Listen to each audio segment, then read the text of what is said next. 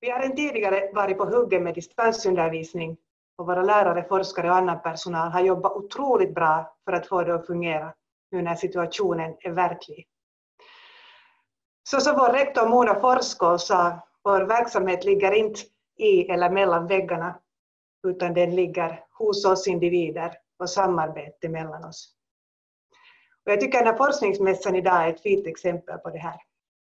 Vi arbetar tillsammans inom Arcada utanför för att skapa en framtid som ger förutsättningar för individer, organisationer och hela samhället att leva ett hållbart och givande liv också i framtiden.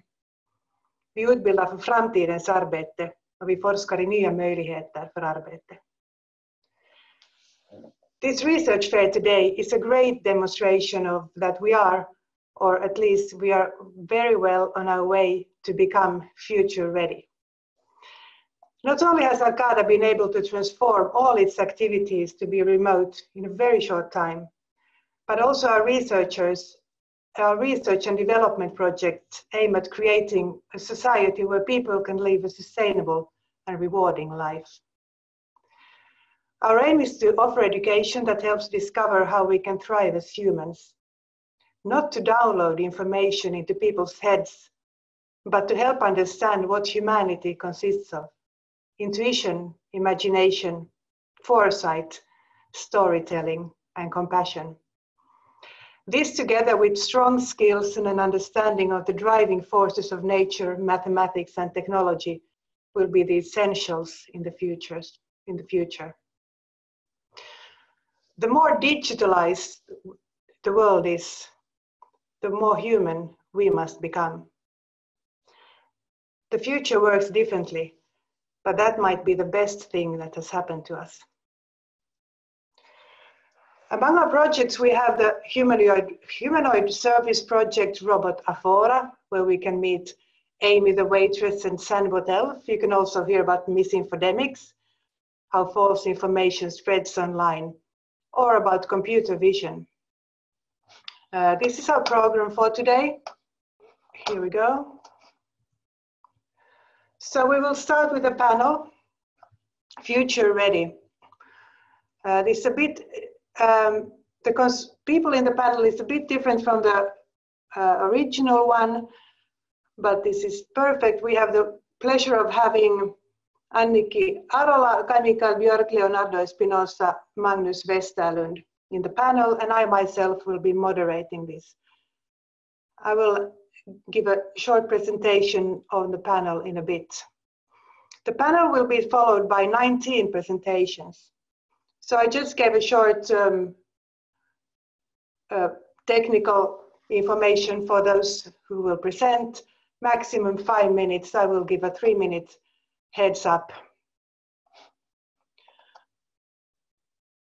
These are the topics we have: the robots becoming professional actors for social change, brand trust, compassion, computer vision into applications of computer vision, consumer resistance to mobile payments for in-store purchases, equal rights for persons with intellectual disabilities, ett nytt tjänstekoncept för att öka familjens välmående, utgående från den isländska modellen.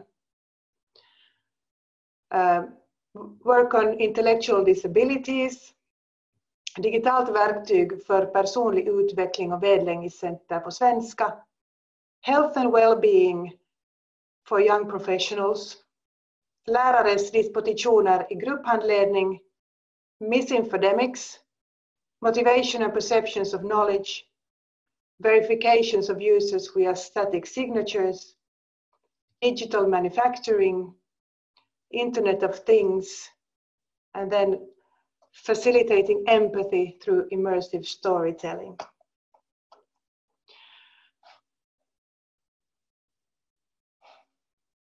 But let's move on to the panel. I'm happy to present to you this very knowledgeable panel consisting of Arcada's own researchers. And I would like, when I present each panelist, that the panelists would put the camera on or somehow, I don't know, I don't know, well, when we wave. So first we have Anniki Arola. Anniki got her PhD from the University of Lund and is now principal lecturer in occupational therapy and program director for the master's program in health promotion at Arcada. Her research interest is health promotion, aging, and health technology. She's actively involved in many projects connected to health technology in Arcada. One of the projects is to develop a new health tech arena, which will be a living lab environment for students and external partners. They will focus on different technical solutions for health promotion and rehabilitation. Then it's Kai Mikael Björk. Kai Mikael is a double doctor. He has one doctorate in chemical engineering and one in information systems, both from Åbo Academy. His research focuses on machine learning, neural networks, and financial stability, among many other things. And he's been a visiting researcher in several universities, for instance, in Berkeley in California and Carnegie Mellon in Pittsburgh. He's now principal lecturer and the leader of Risk Lab Finland and also head of research at the Silo AI company. Kai Mikael's list of publications is long and very impressive, having published in top journals in the field. So welcome also Kai Mikael. Then we have Leonardo Espinosa Lil. He's an expert in machine learning, big data, and artificial intelligence. Originally from Colombia, Leonardo got his master's in nanotechnology and his PhD in computational materials science from the University of the Basque Country in Spain. After 3 years of postdoctoral research at Aalto, he joined us at Arcada about 3 years ago and is now senior lecturer in big data analytics. His range of interest is vast, and we'll hear more about that in a bit. Welcome, Leonardo. And last but not least, Magnus Westerlund. He's the program director of the master's degree program in big data analytics. He's also deputy head of business and the analytics department. He has a background from the private sector in telecom and information management, and he has a doctorate in information systems from Åbo Academy. His research is in the field of analytics, IT security, cyber regulation, and blockchain technology. So welcome also Magnus. The panel, it's about AI. How will artificial intelligence change the world? And I think technology is rebooting the very idea of work. And that's maybe a part of our lives, where we work, how we work, and maybe sooner or later, why we work. And we know that computers are already listening, speaking, learning, they may even be thinking. And much of our routine, searching, checking, updating, will sooner or later be replaced by robots. Actually, I think we know that anything that can be automatized, digitalized, or virtualized will be. All work will be disrupted. So when AI meets human intelligence, it is the end of the kind of routine work we know, and maybe other things too. But I think, and this is important, I don't think it's the end of jobs. It's not the end of work. And I think the most important is it's not the end of purpose. Rather, it's the new age of work. So what we humans are good at is to deal with unforeseen events, with complex challenges that require judgment, intuition, and improvisation. So whatever is easy for a computer is hard for a human, and vice versa. And I think this is the important thing we must remember in the future. But that was just a small introduction. And I would like all the 4 panelists now to give a short introduction in how they see this AI and the future. And I think one of the main big questions we have is there life after automation, or is there a good life after automation? I will now give the floor, so to speak, to Anniki first. Yes, hi everybody, and thank you, Henrika, for inviting me to this panel. I really think it's really interesting. Hopefully you hear me, everyone. Otherwise, you have to contact good. Yes. I was thinking that I will present a little bit my ideas about AI and healthcare and health in society. And as you all know, that we have a lot of risk and we have a challenge in society when it comes to healthcare and the resources in healthcare. And we have firstly a lot of persons who are at risk or even have a disease, chronic disease in society, which can give a quite huge burden for the system for us. And a lot of these are actually connected to lifestyle related risks. I took some examples. One of the most common one is obesity, for example, which can lead to diabetes. And I looked up to some figures about this. And in 2019, there was about 350,000 persons in Finland who was diagnosed with diabetes. Additional to this, you can count about 100,000 persons who have probably diabetes, but they are not diagnosed yet. So it's quite a huge number of people. Other examples of this kind of lifestyle connected diseases is, for example, cardiovascular diseases and memory disorders. And all of these can in some way be connected to lifestyle factors, for example. Secondly, I was thinking about another challenge we have in society. It's about the group of older people who's growing and all the risk factors which are there, which can be a burden for the healthcare system. For example, a lack of balance can lead to falls, can lead to hip fractures and so on. And it's not only a cause for the society, it's also for the person themselves about their well-being, how much they have to suffer and so on. So the questions which I have been thinking about, that this kind of chronic diseases, can we prevent it in some way? Can we use, for example, AI, big data, in some way to prevent or promote health when it comes to this kind of risk factors for lifestyle issues? And also, can we use AI to detect risk factors, for example, falls or other risk factors for older people? And here I also say that, okay, we have a lot of good things about AI and we can use the data in some way, make good diagnosis and so on. But can it be used in some way to motivate the individual person to take responsible for their health, to be in charge of their own health? So my question with this is that how could we use AI in a different way also, not only to diagnose things, but also in some way promote and motivate persons to take more charge and responsibility over their own health. So I think that was shortly my thoughts about this. Thank you, Henrika. Okay, thank you, Anniki. Very good. Very interesting topic you have.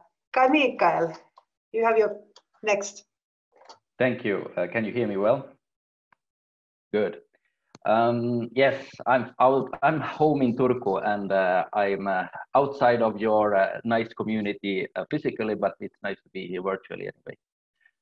I want to take three examples, one from now, and one from very recent future, and one from the far future, to kind of illustrate the importance and possibilities of AI and also the risk and ethics behind. I'm going to do it shortly, and Henrika, if I take too much time, please give me a heads up. First of all, now AI is a technology like anything else. Nobody wants to go back to horseback riding, and nobody wants to go back 100 years of time and let hundreds of millions of people die from starvation because we cannot use modern technology in agriculture, for instance. So AI is just one technique or many techniques that we always going to use and use either for good or for bad. That's up to us, humans. What is done today, for instance, is one example is chatbots. Chatbots are implemented in a very large scale. Many companies use customer services, chatbot technology in customer service. And they do that in a very intelligent way, if they do it right, so that the chatbot takes care of the simple questions like delivery times, where is the delivery, and let the difficult questions go to the customer service representative, the human. And in this way, you see that the machine and the human cooperation works well, that the machine takes care of the simple tasks and can automate them. And so fewer customer service representatives can serve more customers. And in fact, customers are more happy if they do it the right thing, and the company will save money. And this is done on a large scale today. This is the technology today. And of course, we should use it whenever possible. There's very few ethical issues in this. Well, there may be some minor, but not any big anyway. I mean, if somebody has to wait longer for customer service, maybe that's an ethical issue, or maybe it's just a company policy, who knows, but it's not a big issue. But then let's go to another issue a few years ahead, maybe not so far. Autonomous vehicles. A lot of effort has been done in order to enable cars and also other vehicles to be driven autonomously without human interaction. And we of course tried this in the traffic. We have developed a lot of computer vision technologies, but there's still a few bumps ahead before we see those cars at the neighbor's house or in our house, but it's not far ahead. Has this an ethical implication? Yes, it has. And what kind of other implications has the autonomous vehicle? Now I'm going to take a very stressful fact, and that is that 37,000 people have died from corona worldwide to this day that they know about. 37,000, and the peak is yet to come in the Western world, so who knows where it's going to land. Nobody dares to say it. Still, what we know for a fact is that the number of deaths related in traffic is annually 1.2 million people. Of course, there's several differences. Finland is quite well off. We have not so many populations. We have safe roads and so on, but still 1.2 million annually die in traffic. So if self-driving cars, autonomous vehicles, could even just reduce that to half, we would save globally and annually 600,000 lives a year. And that's not just one time, it's annual. So if autonomous vehicles finds its way to our normal life, not only can I say to my car when I want to drive 500 kilometers to visit my parents and have 3 kids in my backseat, I can say to the car, drive to my parents and stop when the kids say they need to go to pee, and I can go to sleep. That's a very comfortable car to drive in, and I wouldn't like to go back to my old car, even if it has automatic speed control in my old car when I have that car. But also it can save lives. It really can do a lot of impact for the society. But there are going to be some ethical issues here. So the ethical issues here are several, but one is, of course, how can you define when to crash a car or when to drive the car on the side of the road, when to save a life in order to prevent other lives? This is a question that rises in many of these applications, which are ethical. And the third, which I'm going to just 30 seconds on, is the humanoid robot that do everything that you do back home, give you food, makes dinner, talks about philosophy with you, and also maybe have political discussions with you. And this third phase, where you have the humanoid robot and you maybe discuss politics with him or her and persuade him or her not to vote for the upcoming Terminator party that wants the human people distinguished from the earth.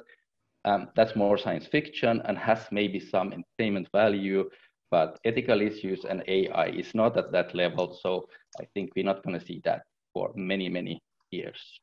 Okay. Thank you. Thanks, Mikael. Leonardo, can you give some introductory words? Yeah, hi everyone. I hope you are safe and can listen to me now.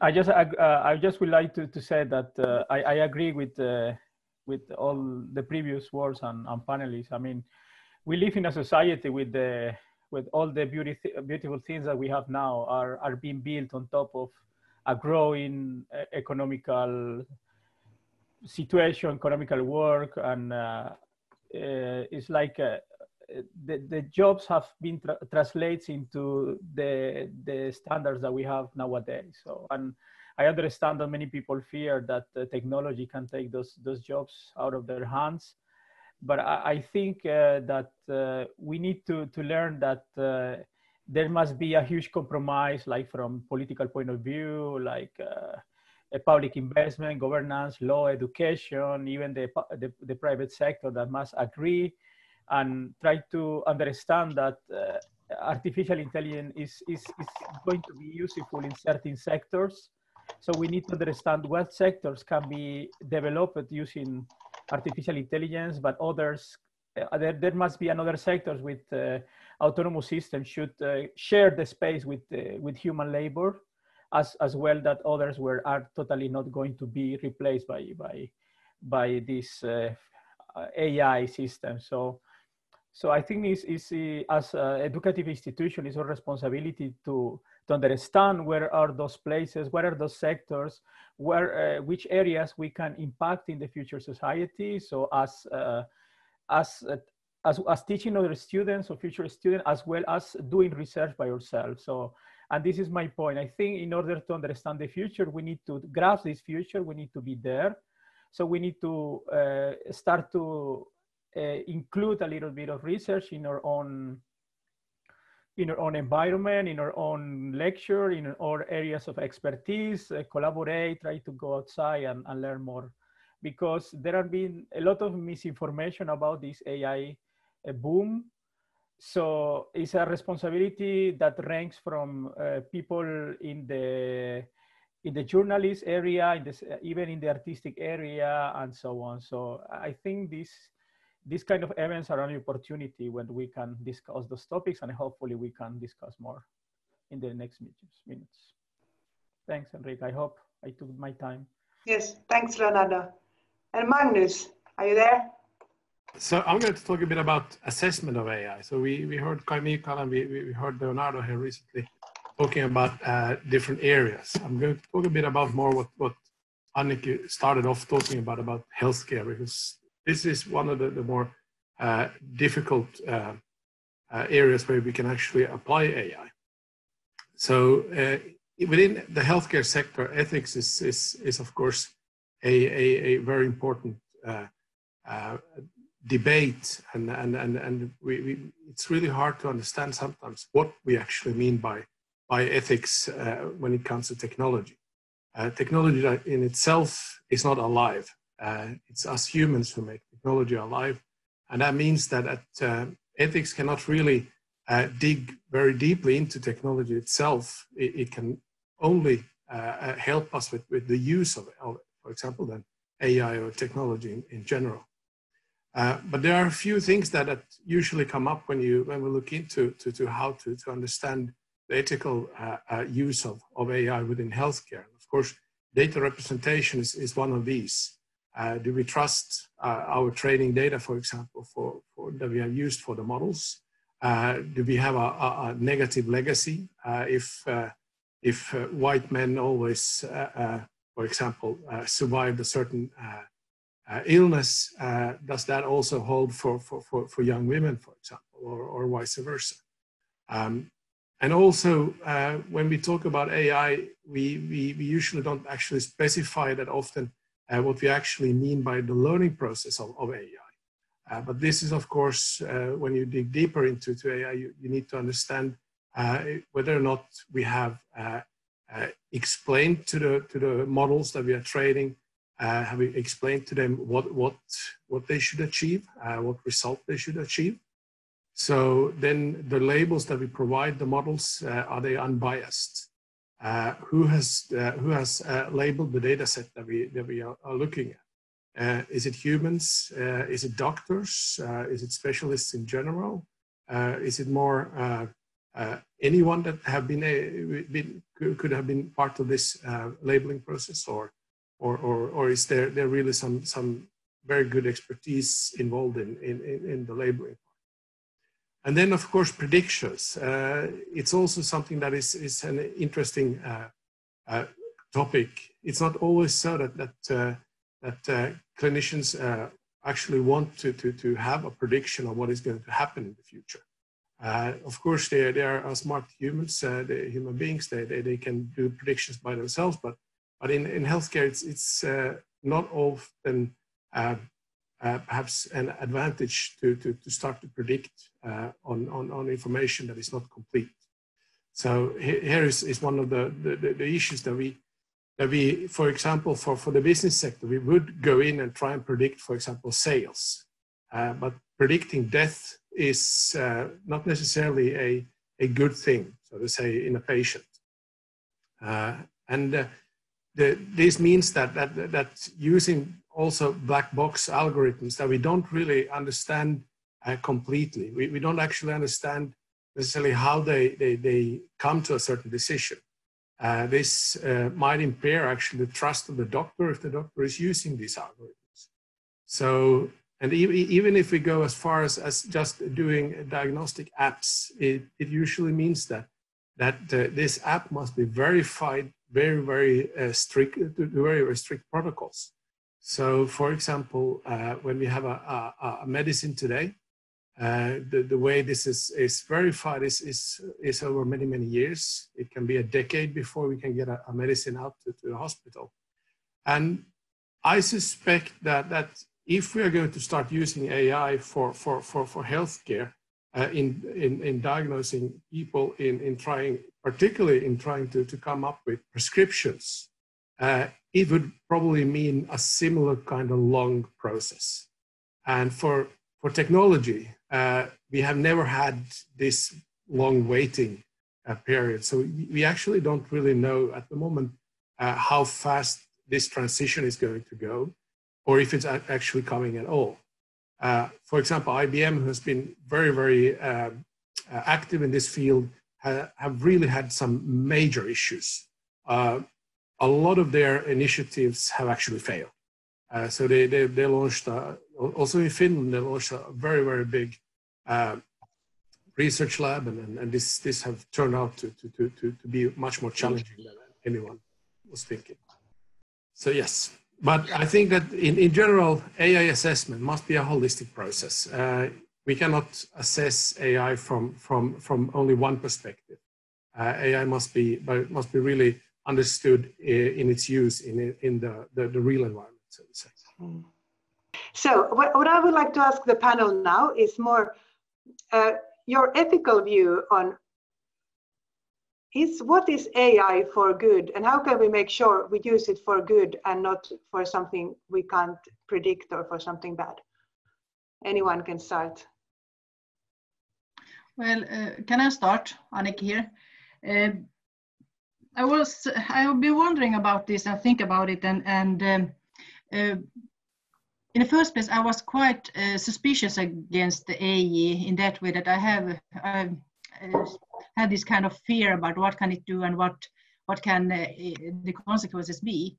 But then I read a book with Erik Topol. He's taking a little bit other approach. This could be a little bit conventional to take this approach, but it could also be that if AI is used in a good way in healthcare, for example, it could give the client, the person themselves, a little bit more power, if I use that kind of word. If they have the possibility to in some way have more access to their own health-related facts, for example, that they could in some way have a discussion with the doctors on another level than we have today.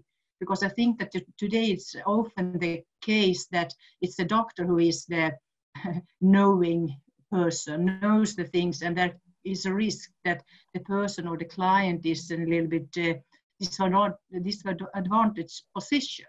And if the person themselves could have a little bit more insight in the fact and so on, it could be that the dialogue between the doctor and the person could be a little bit better. So this I see as a positive thing. Another more negative thing or risk with it is then if we talk about it, who has access, who owns that kind of data, for example, health issues and facts like that. So this is my quick thoughts about this. If I can continue, my very quick thoughts are that any technology like AI has the possibility to do good and bad, but it's with anything. And just a small example. If we now want to have Uusimaa isolated, which is, I think, a good idea, but if you want to enforce that, we don't need police to be the roads. We can just monitor the cell phones in order to get a good enough isolation of Uusimaa, in my opinion. But then we need, of course, to give the authority to the government or to the state to track our cell phones and so on, and give some authority. So it's all about the balance between giving authorities in order to make more efficient and better solutions, not for more just in efficiency to save money, but also to get better end results. And this is also what AI can provide in certain contexts, but it's always a trade-off between who you want to give the power to and in what way, and that you do it consciously and not by mistake. Yeah, I may take it from here. So I think, again, taking the idea like from chemical, is that AI is a technology, is a technological development as any other has been in the past. So, but regarding technologies, I like the Hanlon's razor, Hanlon's principle that say that never attribute to malice which can be adequately explained by stupidity. So in that regard, we can use AI, but we cannot strongly believe that AI is a solution for everything, because some people will start to put too much pressure on those non-adequate algorithms, because at the end of the day, AI is a technology who is trained or developed by humans using human data and human ethical values. And we are living in a time where we are living in our present time, and we strongly, believe that our values that we have nowadays are the values. But 50 years ago, those values were different. 100 years ago, those values. So the ethics can evolve as well and then if we start to rely on technologies that have been trained using ethical values nowadays, so maybe those values are not going to be the best values in a near future. So I think that we should try to, or at least my idea is that our main responsibility is try to bring the core elements of AI, like Anniki said that she was scared before she read the book. So what about, there are many people who are stakeholders in this society who vote for politicians who bring fear in society, and they don't know what those politicians are talking about. So maybe your responsibility is try to spread those ideas. I think first we as the teachers should embrace those ideas before they start to criticize them, and then translate those ideas to our students and try to understand what are the positive sides, what are the negative sides, and then try to explore the future, because AI is here and it's not going to go away. So we need to understand what we need to do. Enrique, there was a question from Andreas. He asked about the coronavirus, and I think this is one of the interesting part with AI in general, and this is that we are seeing a data-driven healthcare society coming along, and this data-driven healthcare is not really the same as it used to be when we talked about evidence-based medicine. Meaning that evidence-based medicine was done in order to avoid a paternalistic kind of view of having doctors who know it all, so to say. The basic idea here was that each and every doctor needs to be responsible in a common way, so to say. It needs to make decisions in a common way. AI with the data-driven management means that we are getting data so fast in. So for example, if you look at the coronavirus, I think most of us who followed the discussion on social media, what happened in China, were quite aware of the challenges that this is going to pose much earlier than, for example, Finnish health authorities, THL and so forth. They really struggled. And if you think about this and then you start to apply as well a modeling solution based on this data that is coming out very fast, it means that we are going to lose a bit of control, so to say, from who is defining what evidence-based medicine is, in a sense. So, and this can be furthered, so to say, also in many other areas. For example, in MRIs and trying to detect different types of of tumors. This is where AI is viewed as a very promising candidate. So in this sense, the data-driven kind of model is not, I'd say, a very nice fit with medicine in general. Yes, now I can hear you. Okay, thank you, Magnus. I will continue from this and also answer, at least address Mona's question briefly. Mona asked who is to decide who to get access to the data, and also in different situations. And this is, of course, a very widespread situation from situation to situation, but in the society, of course, needs to have some government involvement in who is gathering and who is storing sensitive data. But partly we have also lost this battle a little bit, to be honest. And because this battle didn't start now, it started 20 years ago with Google and all these other companies gathering data. So what data we can gather today, we can control more, but we have already given out so much data to these companies. So it's a really power factor in the global kind of environment or global situation. But from now on in Finland, it's of course the government who should decide for the sensitive data because of our democracy, and that's a good thing. And then, of course, on the company side and customer side, we have the GDPR already in place, taking quite a lot. Even if many questions are open, it assesses also many questions and gives answers. Okay, so this went very quickly. We have 2 minutes left, and I'm sorry I was disrupted by my bad Wi-Fi connection. Does someone from the panel now want to say concluding words for 30 or seconds or a minute to give us hope that AI is going to give us a meaningful and purposeful life and work?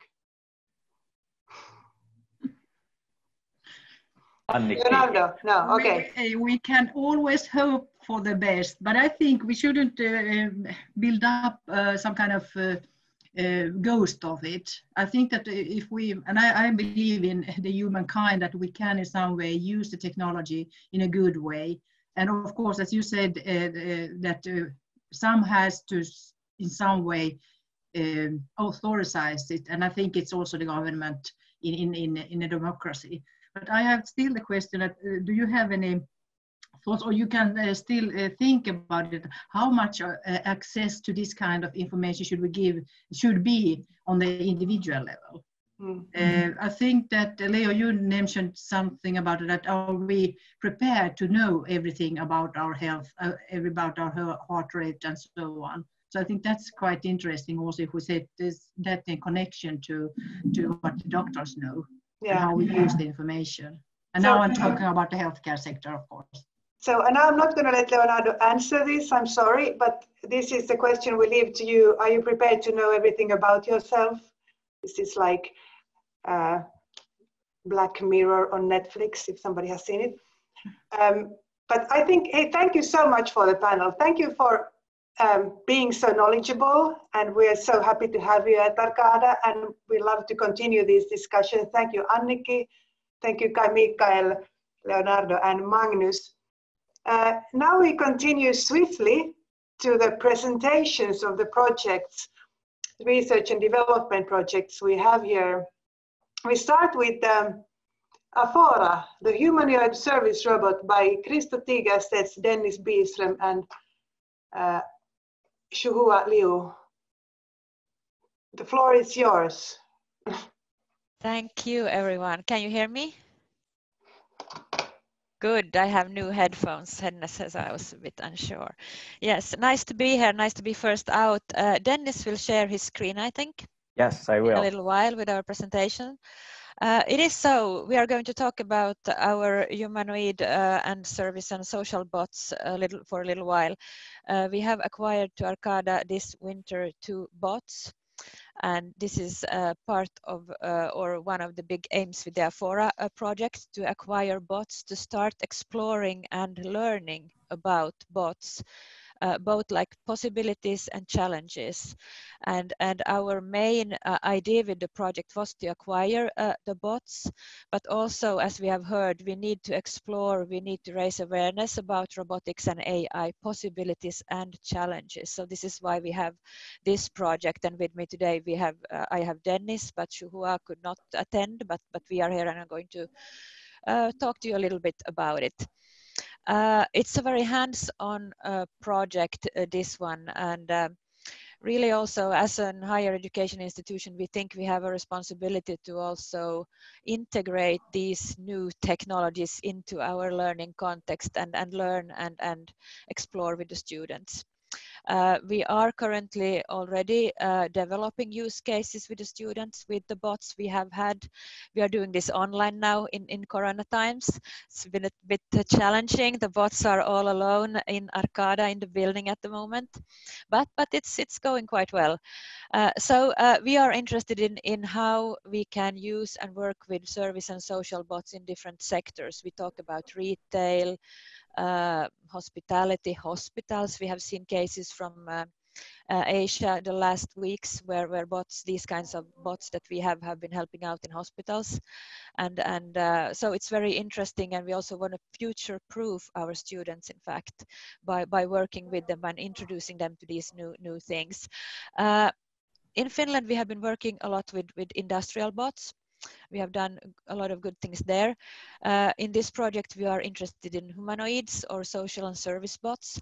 This means that we talk about bots that have human-like features, meaning they are here to interact with us and to assist us, like social and service bots.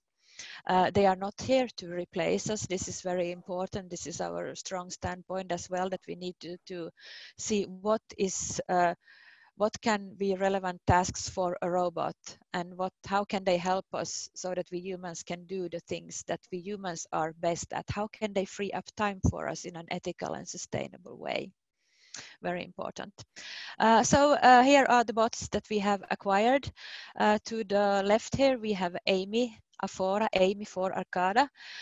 She is a service bot here to assist serving, can go around in, for example, hotels or restaurants serving food, or in hospitals serving clients. To the right we have Alf, which is more a social bot. This means that Alf is really there to interact with you, greet you. Alf we can see, for example, in retail, banking, but also in hospitals and hospitality services. Many possibilities with these ones. They are actually the first ones in Finland, and this we are very happy about, and are also we think it's a great opportunity to work with these with our students, since 3 minutes. Yes, thank you, Henrika. Okay, Dennis, there you go.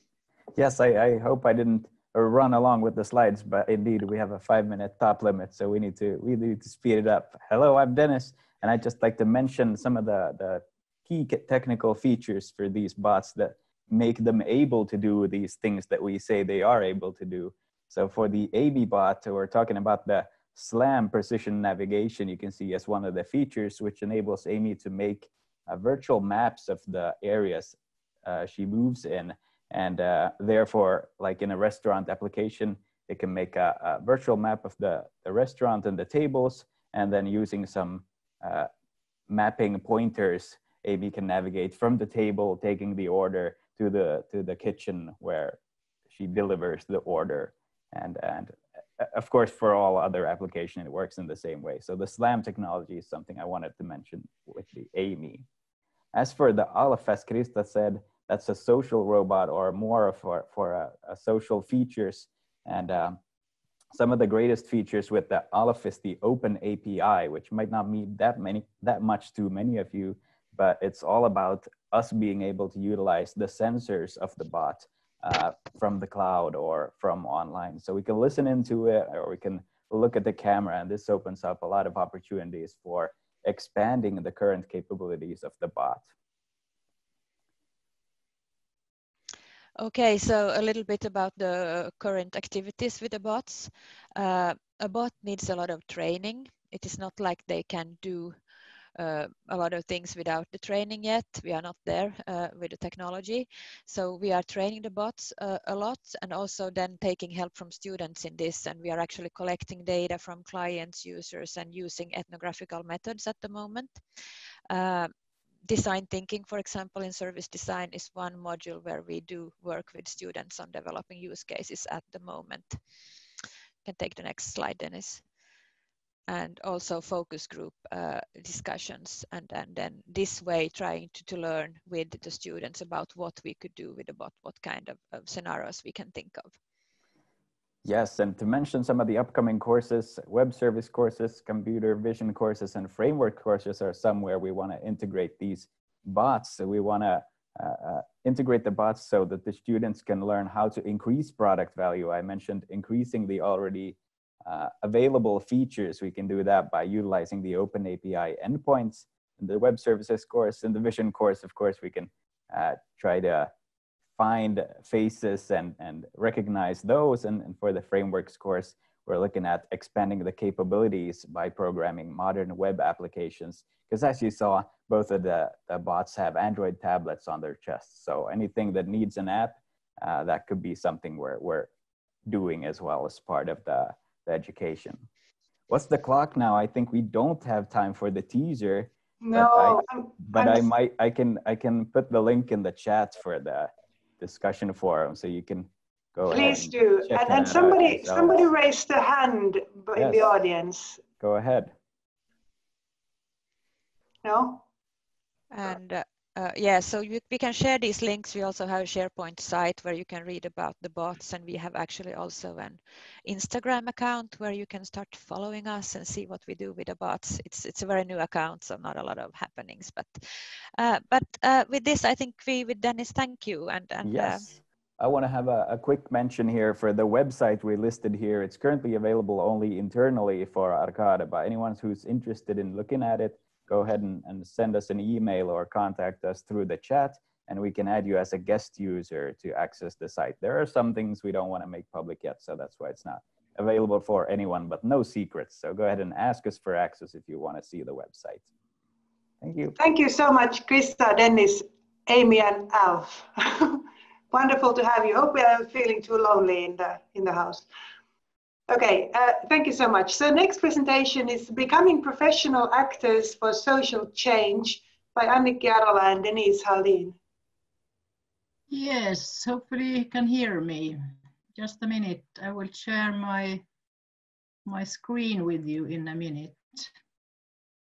So hopefully you can see this nice picture here and think about our nice building, which we are not allowed to enter just now. Can you hear my voice? Yes. And see the picture? Yes, good. See if I can start the presentation also. So, yes, I can give you a teaser a little bit about our revision of curriculums, and I think that all of you have worked a little bit about it. Me and Denise want to give an example how we have tried to create together with our team a new way in our curriculum to support our students to be more responsible in the society and be able to create innovation in social situations. As you already perhaps know, every one of you, that we have some issues in in education and pedagogics, that how can we design education which provides good condition for students to develop on the first and the critical thinking, but also in some way to support them to be responsible community citizens in the future. And also that what kind of change and further development can we inspire students to do if we think about the society in the future which we are going to have. So this is some kind of general questions in the education, and how we could answer these or questions about how should we react on this. I think that we all know that we have as a higher education, we have responsibility to provide our students with competences that in some way meets the challenges in society. And the future competences we should included already now in our curriculum, so that it's really knowledge-based and a good profile in our pedagogical solutions. In our program in occupational therapy, we have done this in a way that we built up larger modules with learning activities which we place in a natural context. And that means that the students are working in partnership with different groups in society which we see are at risk for unhealth, for example. We have 3 minutes now, sorry. The goal is that they have competence to work with social change in society in the future. We have our own profile, occupational science, as a base for it, and the focus is really on application and progression from earlier studies during the previous years. And of course, the focus is to be able to identify different groups in society. We have 3 different modules, which is about the social innovation, entrepreneurship, and practical training, and an interdisciplinary approach where students has the possibility to deepen their knowledge about entrepreneurship. After this completing this module, they have a good base from occupational justice and social justice to be social entrepreneurs in the society with the user-driven approach, so that the users are within the process. And the cooperation with these risk groups gives us sustainable solutions in the future, so that the groups by themselves can also promote their health. And the interdisciplinary approach creates a good understanding of both business and economics used in their own professional field, which is not so common in nowadays. Thank you so much, Anniki. So let's just move on to, is Natalie Hyde-Clark, brand trusts and higher education in an era defined by skepticism and the desire for authenticity. Right, yes. Hello everybody, hope you're all doing well. I'm just trying to get my slides up right now, and I'll tell you a little bit about what we're going to do. This is very much the start of the study, so this is sort of a bit of a teaser, a bit of getting you excited about what comes next. And I'm just going to tell you about what I've done so far and what I've discovered so far, and why I think it's interesting for this. And I'm definitely going to do the research because the paper's just been accepted at the forthcoming Yrkeshögskolan conference in Portugal. Luckily in October, so there's still some hope we can go. This is around brand trust in higher education. It builds on research I did last year, or it was published last year rather, around brand awareness of Finnish universities entering the international market as a competitive actor for the first time.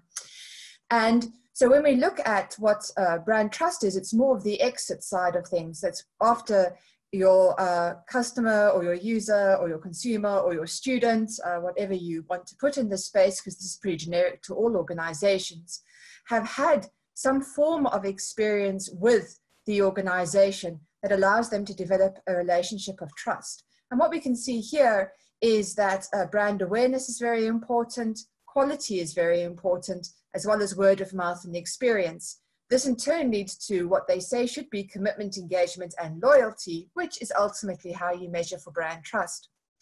Now, before we start looking at what I have found so far and why my research suddenly took a very different avenue as we went along, in fact, quite recently, is that, of course, in the last few months to a year, we've had a lot of scandals in the university space. We've had the US admissions scandal. There's been a lot of talk about the Chinese influence in EU universities, as well as questions about rankings, how rankings are measured.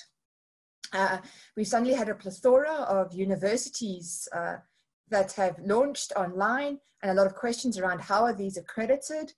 There's been a lot of fly-by-night universities, for example, and then there's also questions about competencies and how these are being developed in the future space. And that's why I think Arcada can pat itself on the back with this conference, because this is definitely in the right direction. Now, just to point out here that quality isn't only about the quality of education and the teaching and learning experience, it's also about service quality. And here we often hear in consumer orientation studies comments about touch points, the customer journey, for example. So this really is from the moment that the student learns or decides they want to go to university and every interaction they have with that university until they graduate, and then beyond that. So let's have a look at what we've discovered so far.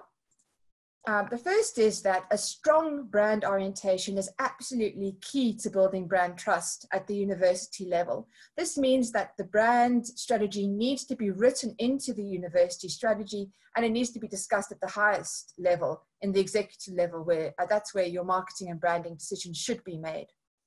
So a university brand with a strong brand can build trust about the excellence of its services. Now, this is quite interesting. It suggests that the services themselves may not be that fabulous, but if the perception of the university is strong enough, people will be more forgiving in that space. Now, you can see that's a bit of a double-edged sword. It can play both ways. Next, we know that a university with a strong brand image creates competitive advantage for students in the job market. Now, interestingly enough, again, this may not necessarily be related to the quality of education they have received. We often find that people who've gone to Harvard will tell you they've gone to Harvard or MIT. There's a joke in every sentence they can fit it in. You know, gosh, the weather's lovely outside today, and I'm sure it's nice in Harvard too. And that actually opens more doors, just that name. It's not really a comment on the education. Now, of course, we know that it's not that simple. There should be a good education behind it to build the reputation, but that might change over years. 3 minutes. Thank you, Henrika. That's important for us to know.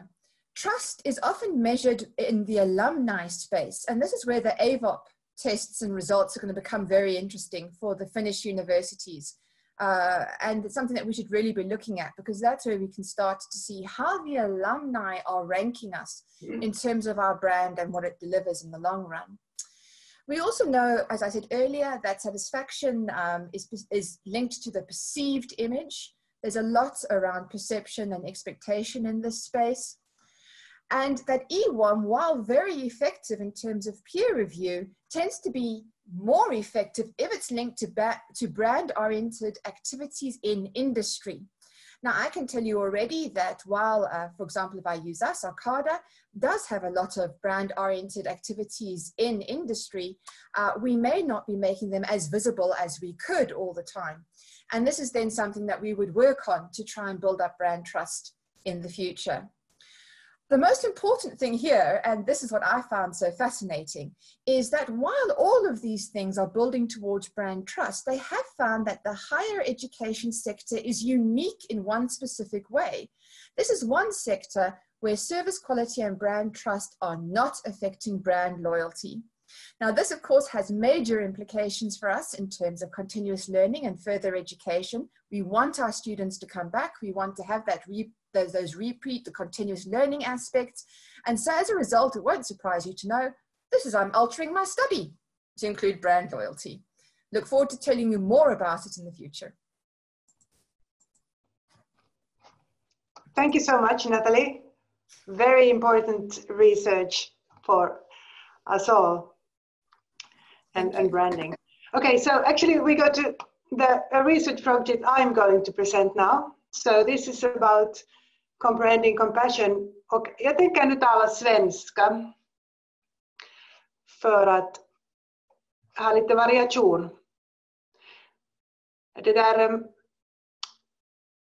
här är ett projekt som genomsyrar egentligen alla institutioner på Arcada.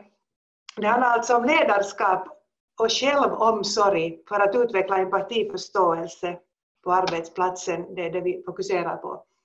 Och vi har ett projektteam som består av de här människorna som är här. Det är alltså jag själv, Marina Adel Sundberg, Bettina Brantberg Alfors, Kristoffer Eriksson, Mia Fors, Nathalie Hyde Clark, Janni Nåls, Ingmar Sigfrids, Minna Stenius och Kia Törnblom. Och det växer, det här är inte någon exklusiv grupp. Vad handlar det här om? Det handlar alltså om empati. Men för att förstå empati måste man förstå lidande. Och lidande är ett jättetungt ord som vi nog ofta försöker undvika. Och lidande är inte heller någonting som vi ofta kopplar till arbetslivet. Men den nyaste forskningen visar att det egentligen borde göra det. För det visar sig att det faktum att man erkänner att det finns lidande i en organisation och att man förstår att man tar itu med den direkt med hjälp av empatiska handlingar. Det är en av de viktigaste nycklarna för ett hållbart arbetsliv. Och vi definierar alltså empati mer än en känsla. Det är en handling som man gör någonting för att lindra andras lidande. Det är alltså en process som enligt forskarna Dutton och Walline definieras som först att lägga märke till att det finns lidande i organisationen och acceptera det. Och att förstå det på ett sätt så att man kan på något vis lindra det. Och att handla på ett sätt som lindrar lidande. Och det är alltså viktigt att förstå att empati alltid är i relation till lidande, och på det sättet skiljer det sig från andra sådana här interpersonella känslor som vänlighet eller tacksamhet. Vi måste alltså acceptera att det kan finnas empati i organisationer. Och det kan ju bero på jättemånga olika saker att det finns lidande. Det kan bero på externa saker, att man har i sitt personliga liv någonting som man har problem med, ekonomi, något privat, familjesaker. Men det kan också bero på organisationen, nedskärningar, omstruktureringar, allt för stor arbetsbörda. Och inte bara för individens skull, utan för hela organisationens skull och organisationens ekonomiska framgång, vill jag säga. Det är viktigt att vi inte sopar det under mattan. För i värsta fall, om vi gör det, så förstärker vi det mänskliga lidande. Det är alltså hela den här compassion, empati-grejen, en sak som har forskats mycket i många olika branscher nu. Och vi på Arcada märker alltså att det går över alla institutioner. Här är en lång lista och vi har nu tid att gå igenom det, men ni märker här att det finns på alla institutioner sånt som kopplar till empati. Det här specifika forskningsprojektet handlar om både teoretisk undersökning, empirisk forskning. Vi har inlett ett samarbete med bland annat folkhälsan och kursarbete, så vi har en grupp som gör en pilotkurs för studenter och ser vad det finns för olika synvinklar på empati inom Arcadas olika studieinriktningar. Och sen ska vi såklart göra olika workshoppar kring det här. Men jag säger både till er som är interna på Arcada och externa att ta kontakt med mig om ni är intresserade av ämnet, för att det här är någonting som vi utvecklar hela tiden. Tack för det. Så då hoppar vi till nästa som är Computer Vision Based Real-Time Motion Analysis in Health and Well-Being.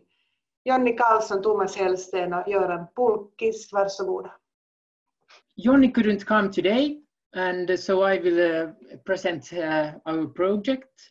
My name is Thomas Hellsten, and I'm a lecturer in the physiotherapy program. And our project is a project between the engineering and the health and welfare program. And we start first a little bit about the telerehabilitation. In telerehabilitation, the client and the therapist are physically at two different places and communicate digitally with ICT technologies. And this is really now we are in the front line now these days with this in the rehabilitation.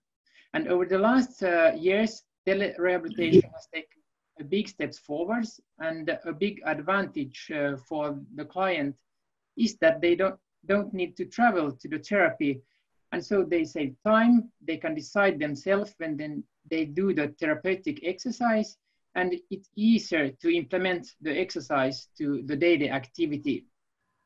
The cost in telerehabilitation has a potential to be lower compared to the traditional therapy. The process is the same as the traditional rehabilitation when the client and the physiotherapist are working in the same room. And the next step from here is computer vision and with markers, and research in tracking and analysis of human movement has been an intensive research topic for decades. Motion tracking and analysis systems are currently mostly used within the domains of rehabilitation and sports. These systems typically require physical markers to be attached to strategic points of the body to be able to automatically collect kinematic data. This is a limitation making routine use of motion analysis system impractical, as it requires significant technical preparations prior to sports or rehabilitation performance. There is a clear need and desire for research and development of automatic markerless motion analyzing tracking systems.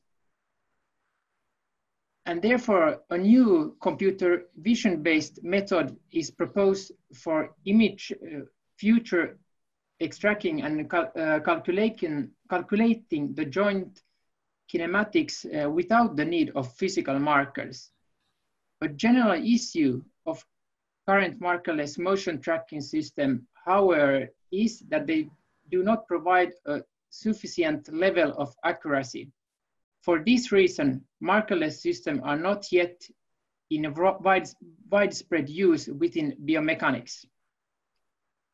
The level of accuracy must be validated and tested in comparison to both marker-based systems, but also to manual motion analysis performed by physiotherapists.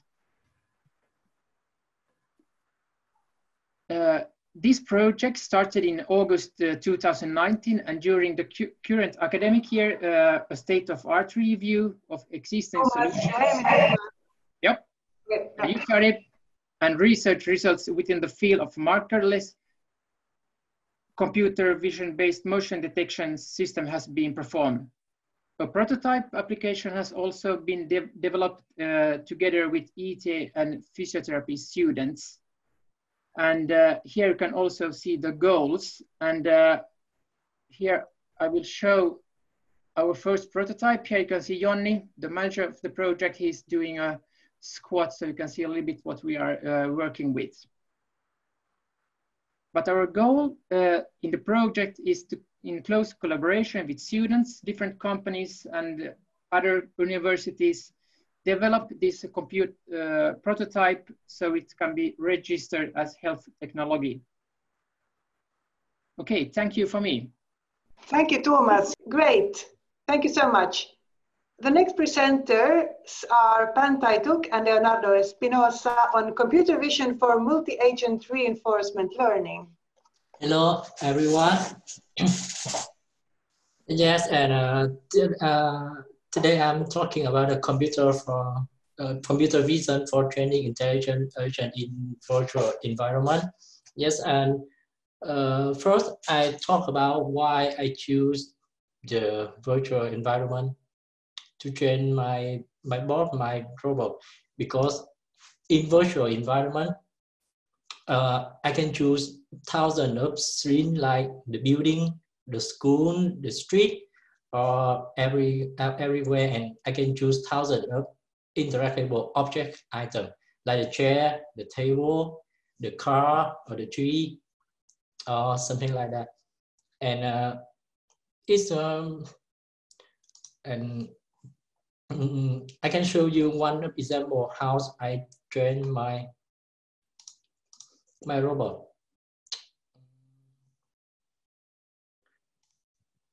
Here. Yes, you can see on the screen. When training in an environment in a virtual environment, I can speed up for 1,000 times faster than training in a real physical device. As you can see, it's the robot arm. I train it like 4 hours in virtual environment, and it goes like more than 1,000 hours in the real life training and free damage.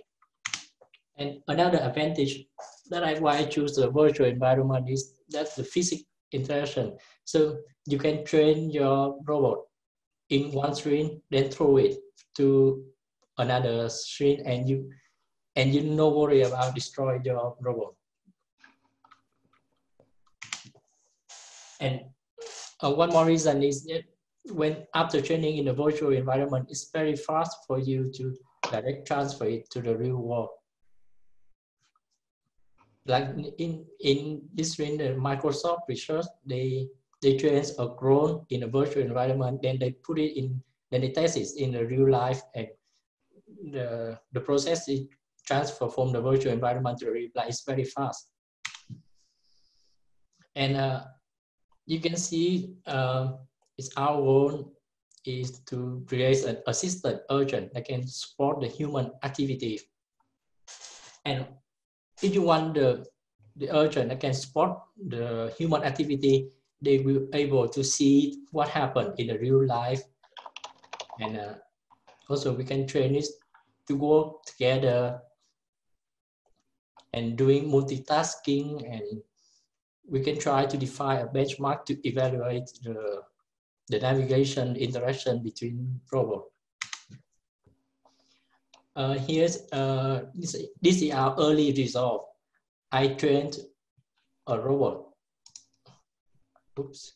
I trained a robot in virtual environment, and I put it in the supermarket, the office, and see how it behavior. And yeah, like in the office screen, they know how to avoid the chair, the table, and they're walking around. And in the supermarket, they understand how to avoid the shelf.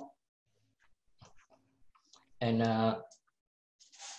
by using computer vision, iRobot can recognize many things, like objects like knife, gun, or recognize human activity in the real time. Yeah, and also I use reinforcement learning to teach my robot how to move in many screens. And I use many parameters to see how they behave with many interactable objects in virtual environment. Yes, still I can expand my work in the future, try to implement more model, like transform 2D image from the camera to 3D model.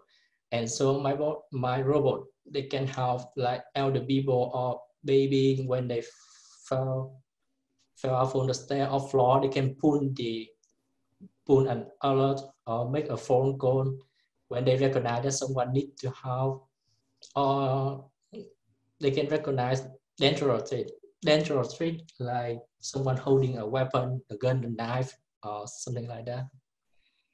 Sorry, do you have like a bit exceeded your time, but do you have like half a minute still? Can you do it quickly? Yes, and the okay, final great. is just Thanks. Bring the model from virtual environment to the real life. Yeah, that's all. Yeah. All right, thank you so much. Sorry, I appreciate this is very, very impressive. Thank you so much.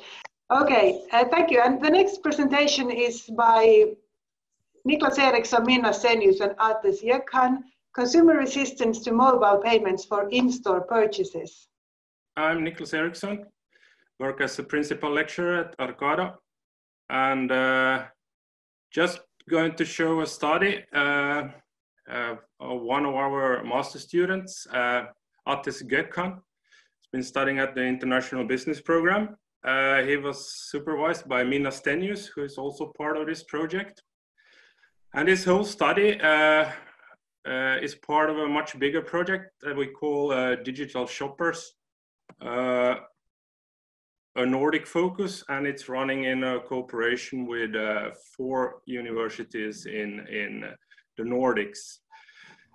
And we are focusing in this project on smart digital solutions in retail. And you can also see that except for me and Minna, it's also Elena Smirnova who is part of the project. She is in charge of the eye tracking devices at Arcada. And we are also within this project doing eye tracking studies and so on. But in this project, it was more a conventional study in the sense that it was done as interviews. And the study by Ates was about mobile payments. Probably some of you are familiar with mobile pay, Siirto, Google Pay, Apple Pay. These are services that are on the Finnish market for conducting payments on your smartphones. However, not so many of us are actually using this very frequently when we go to the store and shop and so on.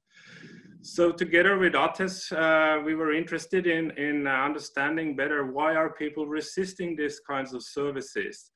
And also this is in more general context than why are some of us more resisting technology-based services than others. So our ATES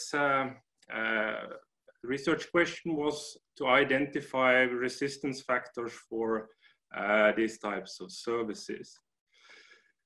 He used the resistance theory. I urge you, if you're interested in innovation and why people resist innovations, and especially then technological solutions, go and read this one, although it's from 1989.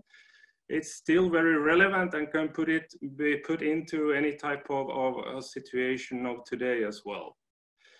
ATES did this study by interviews, as I said, and he did it with non-adopters of mobile payments to better understand the reasons not to use mobile payments. And he did also a thematic analysis based on these interviews. Here, I won't go into this table a lot here. We don't have time for that, but you can just see that on the left-hand side, we have the barriers, which comes from the resistance theory. We have the usage, the value, that risk and tradition and image barriers.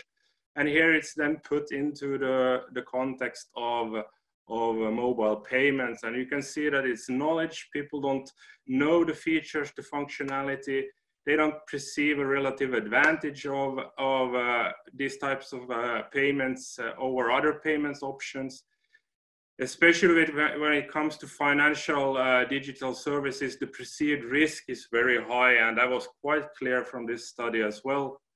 And then we are all dogs as consumers. We are hard to change our behaviors. We have done it in one way for years, and we want to do it the same way the next year, so to say. So that's also a barrier to overcome. And you can see there are other ones as well. And this study will actually be published. We are actually now in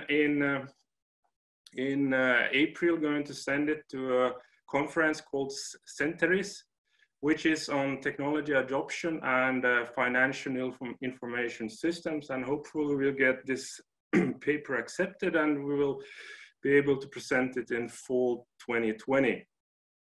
And this digital project on mobile or on digital shoppers has also actually expanded now. We are not only Nordic universities involved in this, we have also included a university from Bangkok, and we are actually now going to more also look at intercultural differences in retail technology. So looking at Asia versus Nordics, when it comes to how consumers use technology, especially then in the retail context.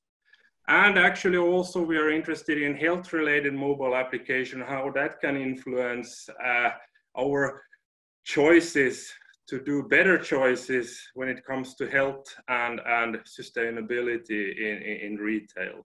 So that's something very interesting as well. And I could hear from the others presentations that there are some cooperation that could be done here as well. Of course, artificial intelligence is a huge part here as well. Mobile applications are to some extent based on artificial intelligence and different kinds of smart technology. Thank you, Niklas.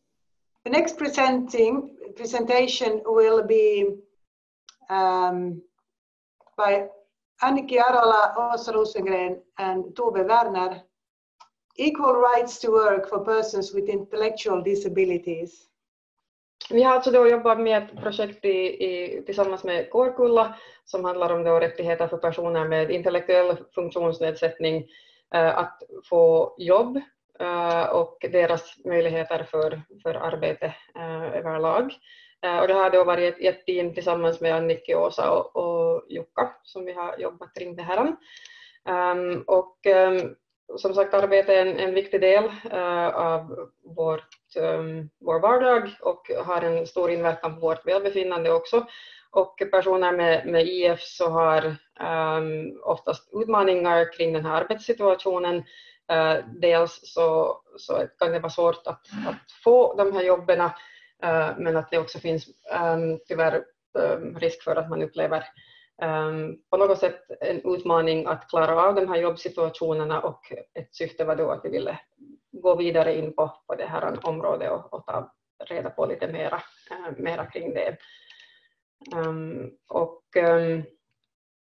Då var vi i det här projektet så hade gjorts 2 examensarbeten som tog fasta på just den här delen, att närma sig då dels från arbetsgivarnas synvinkel, att vad är då faktorer som blir på något sätt centrala kring att möjliggöra för personerna med IF att få anställning och att kunna hålla de här jobben, varför det kanske är utmanande för deras del att ta emot personer med IF på avlönade arbeten, och sen också närma sig personerna med IF som är i förvärvsarbete.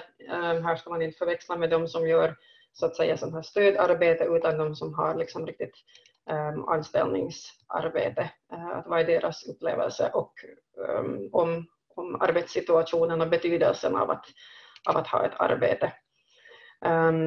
Så då närmar vi oss dels personerna själva via intervjuer för att få reda på deras uppfattningar, och det var också intervjuer som användes för att intervjua de här arbetsgivarna för att få deras upplevelser. Så att det blev totalt 15 personer som man intervjuades. Det var 7 personer med IF och sen var det 8 arbetsgivare som man diskuterade de här sakerna kring. Och här är några av resultaten. Så personerna själva så upplever att de har förmågan att göra de arbetsuppgifter som de blir tilldelade.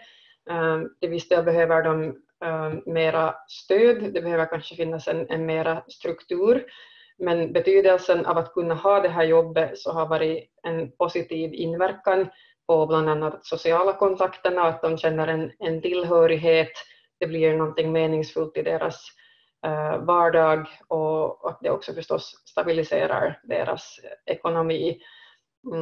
En annan intressant aspekt som också kom fram från deras egen synvinkel var det här med att göra jobb, huruvida är det alltid ett betalt jobb eller är det ett förvärvsarbete, i och med att när man gör stödarbeten så kan man också få en liten lön, men den kommer inte direkt från en arbetsgivare utan den kommer från något annat ställe. I så fall så upplever de den här betydelsen av jobb som lika värdefullt i alla fall. Och några andra saker där från arbetsgivarnas sida, så fanns det då en viss i förhållande till attityder, kanske också en brist på kunskap, att vad innebär det egentligen att anställa en person med IF, vad krävs det av dem och vad är det liksom för stöd som de egentligen skulle behöva, både arbetsgivarna men också personerna, för att det här skulle kunna möjliggöras. Men att personer eller de arbetsgivare som har haft anställningar med personer med IF så har oftast varit väldigt nöjda och har sett att det har varit en ytterst positiv upplevelse och har bidragit på ett mycket positivt sätt till arbetsgemenskapen också där. Men att det finns liksom till viss del ännu ett gap här emellan till att kunna möjliggöra ytterligare anställningar för personerna. Tack Tove. Tiden börjar vara. Jag förstår. Nu något problem med dina slides. Vi såg bara den första, men nu går det inte. Men du har jättebra narrativ. Här ser man att man behöver inte alltid bilder. Vi förstår precis vad det handlar om utan bilder. Just det, okej. Ja, men så ibland. Jätteviktigt projekt. Tack för det här. The next presentation will be ett nytt tjänstekoncept för att öka familjens välmående i Nyland och Åboland utgående från den isländska modellen. Och det är Camilla Wikström Grotell och Jukka Surakkas projekt. Och det är då Jukka som presenterar, förstår jag.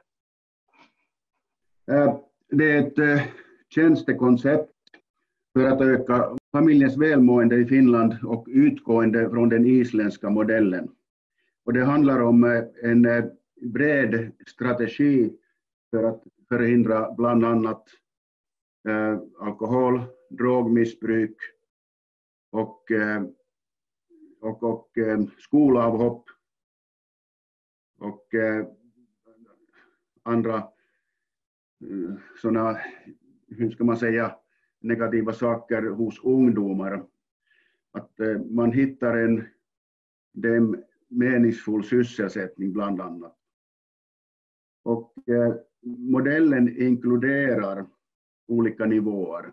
Det är individuell, samhällelig, skola, kommun, tredje sektorn, familjen förstås. Och de där aktioner eller aktiviteter som genomförs genomsyrar alla de här nivåerna. Och den här modellen den är ganska välkänd vid det här laget. Den påbörjades på Island början på 90-talet för att de hade problem med ungdomarnas främst drogmissbruk. Och de började med det, och det handlar om primärprevention och sen är det lokala aktiviteter tillsammans med hem, skola, kommun, tredje sektorn och så vidare. Och de här konkreta åtgärderna det de gjorde, det var att komma hem i tid, hitta meningsfull sysselsättning, förhindra drogmissbruk, skolavhopp och mobbning, marginalisering och så vidare.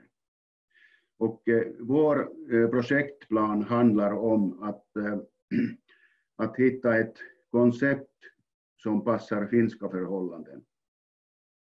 Och den här isländska modellen det är flera kommuner och städer har varit på besök i Island, och de försöker inhämta de här bitarna som passar våra system. Men alltså vår projektplan är det att vi ska hitta en koncept som är flexibel på det viset att vi måste ta hand om resurserna som kommuner och familjer och skolorna har. Att de är anpassade till, de här aktiviteterna är anpassade till resurserna. Och det är en projektplan där vi väntar på en finansiering så vi kan starta det med olika kommuner och tredje sektorn. Och Diakonanstalten är inblandad i det här också, och Hanken vad gäller kostnadsanalyserna. Det var det i korthet. Tack Jukka.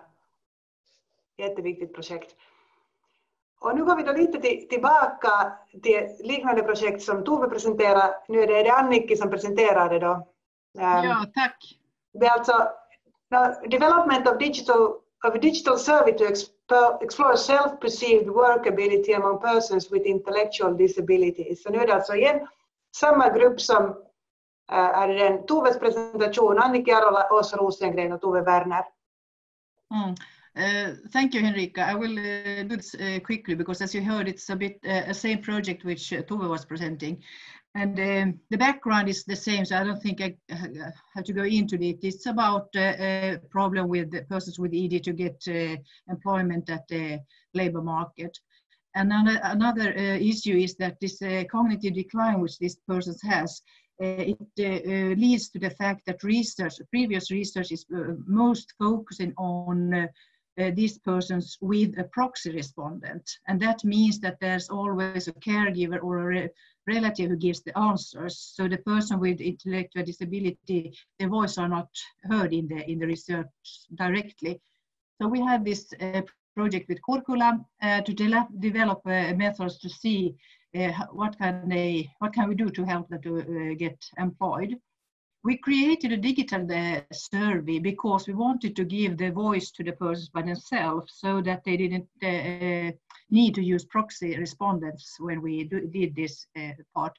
And we used a software called Pictostat, which enables us to use both text, pictures, and speech. And therefore, it's easier for a person with intellectual disability to respond individually. They don't need another person there.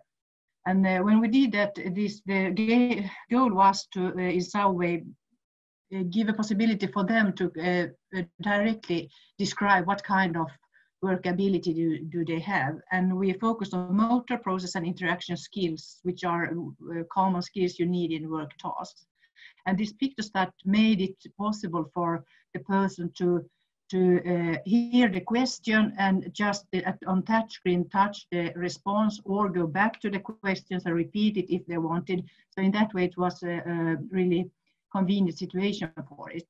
So the experience of this digital survey was that we conducted it with approximately 60 persons, and the persons themselves said that it was really easy, it was pleasant, and actually it was really good because the situation was less stressful compared with situations with normal interviews and test situations.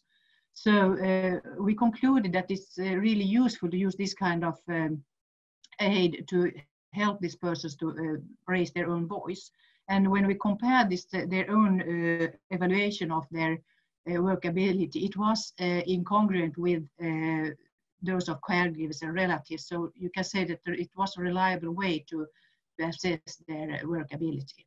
So this was really short, and yeah, that was it. Thank you, Anniki. Thank you. Yet a very, very interesting work and interesting method there. Okej, nu till någonting lite annorlunda. Annika Stadius och gänget. Full koll, digitalt verktyg för personlig utveckling framställt av Vägledningscenter på svenska i Helsingfors. Det här är ett projekt som, eller ett utvecklingsprojekt som har varit inom ramen för det här undervisnings- och ministeriet. Interaktivt webbverktyg för att klara studievardagen. Bakgrunden är då ett av de här spetsprojekten. Arcada har drivit det här hela tiden, men det är ett samarbetsprojekt inom Helsingfors länsens högskolor, som då är Aalto, Konstuniversitetet, Hanken och HU. Det här behovet av digitalt material som stöd för livshantering och studiefärdigheter, det identifierades i en behovskartläggning som gjordes inom ramen för det här projektet då, 2018. Och nu är vi ju väldigt glada att vi har, för vi är nästan färdiga. Extern finansiering då UKM, 3 smeder, fortsatt finansiering för vidareutveckling av full koll har beviljats redan av stiftelsen Brita Maria Renrös minne och Konstsamfundet och Kulturfonden. Planen var nu den att, projektgruppen ännu. Hilda Fors, Astrid Kallan, Mia Ekström, Helena Martin Fällman, och det här materialet har skapats av psykolog Sara Klingstedt i samarbete med projektgruppen, och jag leder den här projektgruppen. Vi hade stora förhoppningar på att lansera den här sidan fullkoll.fi i samband med den här mässan. Men livet kommer emot och det där och olika orsaker så fördröjs den här lanseringen lite. En av orsakerna är faktiskt det att vi när vi lanserar den här sidan så vill vi att den känns verkligt relevant för ungdomar och studenter. Och därför sätter vi in nu tyngdpunkt på material som stöd för självstudier och också liksom sånt som har att göra med kris och hur man hanterar det som man inte har kunnat förvänta sig. Här är en liten sneak peek i alla fall på hur sidan kommer att se ut. Och introduktionsdelen, det som är där under introduktion, så det är liksom lite av ett sånt studiekörkort. Sen är det sådana här djupdykningar med olika reflektionsövningar och quiz som man gör i egen takt och som är interaktiva. Trots att den här sidan nu fullkoll.fi inte riktigt ännu är lanserat, så har Insta Stories, ja, det här var ännu sidan lite, det här, en av de här sneakpeakarna. Hemligheten att få saker gjorda är bland annat en av de som vi nu kommer att lansera, eftersom det är någonting som kommer att vara aktuellt just nu för den situation vi lever i. Men trots att den här fullkollsidan inte riktigt ännu är lanserad, men det är nog här i dagarna, så har vi ett Insta-konto med Insta-stories som har snurrat på redan en tid. Så följ gärna Insta-storyna. Insta-storyna har också engelskt material, så de är liksom tvåspråkiga på svenska och engelska. Fullkollsidan är ännu tills vidare på svenska, men vi jobbar på att också få den till engelska. Så när Instan så är det full.koll. Webbsidan är sen fullkoll i ett. Så att följ gärna med, och det här är material som är öppet för vem som helst att använda sig av och ta del av, och jag hoppas att vi får det spridningen stor. Det var det jag tänkte berätta. Tack. Tack, jättebra. Jag tror vi alla behöver fullkoll snart. Det här är bra. So the next presentation will be on health and well-being fuse young professionals for the future.